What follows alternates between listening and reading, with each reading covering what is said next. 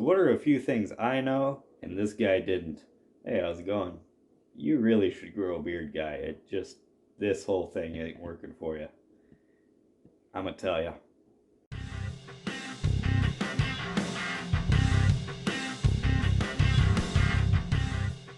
Now, along anybody's hobby journey, you're gonna pick up a thing or two.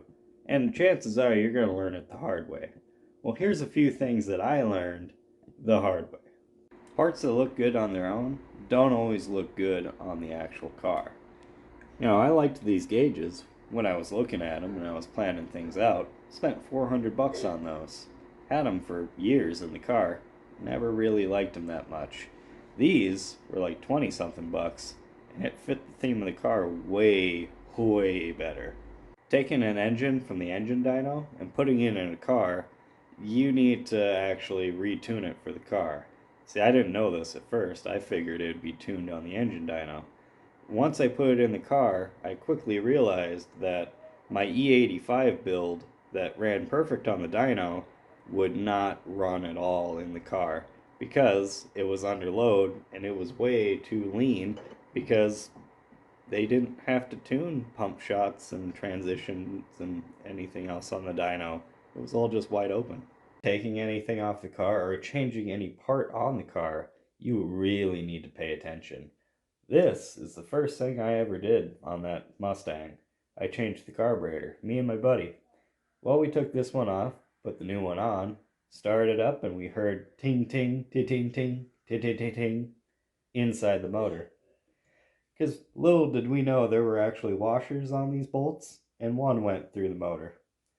Luckily, it didn't hurt anything, but I did have to tear it all apart to fix it, so pay attention. Some things are more for cosmetic than they really are for performance.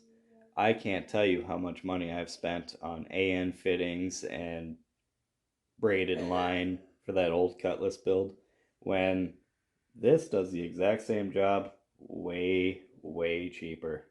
When you're trying to diagnose something, don't let your knowledge blind you. I was driving around the Mustang a couple years back and it just dumped all its coolant on the ground. And I thought, oh, well, it's either got to be a freeze plug or it must be coming out of the head or something like that. Cracked block, right? That's the only reason it would dump coolant everywhere, right? I thought this, and it blinded me. Tore down the whole motor trying to find where this leak is, because it has to be somewhere around here. That's where the water is. So, as I'm there scouring this torn apart motor, my dad walks over, grabs the radiator hose, and goes, "You got a hole in your hose." Having show and having go don't always mix well. I had these giant steamrollers on the Mustang at one point, right? I showed you that picture. And, at the time it was cool and whatnot, but I really wanted this car to be functional. As soon as I put these things on, it was anything but. Didn't have enough power to handle these giant steamrollers. If you can't figure something out for yourself, don't always assume a shop knows more than you do. I had that Cutlass. It was cursed. Cursed. Anything that could go wrong with that car did. In hindsight, I know why, but at the time it was a complete mystery. So I took it to shops. I took it to shop after shop. 5 shops later, you know what they all said? Your distributor is 180 out. So one shop would take the distributor, 180 it. The next shop, 180 it. Next shop, 180 it. They were spinning that distributor around more than the engine does, and it didn't fix the problem. Making sure you have adamant amount of clearance between your carburetor and the air filter is important. I used to run that air filter. It's a drop base with the tiny filter lid. Here's what happened. The filter lid actually got so close it covered these vent tubes right here. Well, that made it to where the carburetor couldn't dump gas all that well because it didn't have a vent anymore, consequently making the car run like crap every time you shut the hood.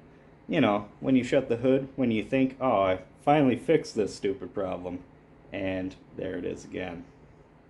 Don't know how long it took me to figure that one out. Being in a hurry costs you money.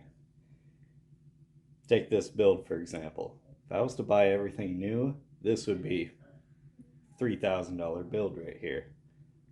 Well, the block was a running engine, 200 bucks, Facebook Marketplace. AFR Renegade aluminum 165cc heads with slight porting, 400 bucks, Facebook Marketplace. That's like 2,000 bucks new for a pair. This intake manifold, Edelbrock air gap, also ported, 200 bucks, Facebook Marketplace. That carburetor main body, 40 bucks, eBay. If you're patient, you can build this stuff on a budget. You look at people and you wonder, how in the world do they have that stuff? How can they afford it? Well, chances are they were probably at the right place, right time, and they were looking, and they got it cheap. Always try to think outside the box, right? I want a velocity stack on this engine because they help, they make power. It's not like adding a nitrous shot or anything, but every little bit helps. But this is the last thing I wanted to do. Oh god, that just looks stupid to me. I would not, I couldn't bear having that on my car. And this version here, yeah, that kills power. The foam, it chokes everything out.